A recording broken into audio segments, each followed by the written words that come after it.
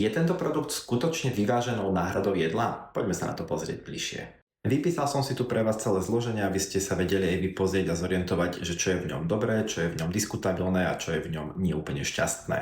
Čo je na tomto produkte fajn je, že obsahuje bielkovinu, kvalitnú bielkovinu, fruktózu, inulín, nejakú vlákninu a ďalšie prírodné zložky alebo výťažky z ovocia a zeleniny.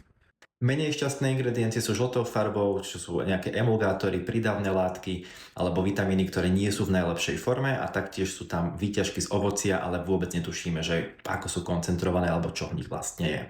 No a červenou farbou tu vidíme vitamíny, ktoré sú v nešťastnej forme alebo sú syntetické, majú nízku vstrebateľnosť, to isté platí pre minerály, všetko je vlastne v anorganických formách, čiže najnižšia biologická dostupnosť a vstrebateľnosť.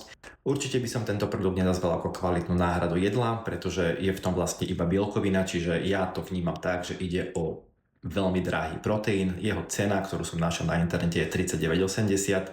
Takže zvážte si, že či takýto produkt je podľa vás OK a boli by ste ochotní za ňo zaplatiť takéto peniaze.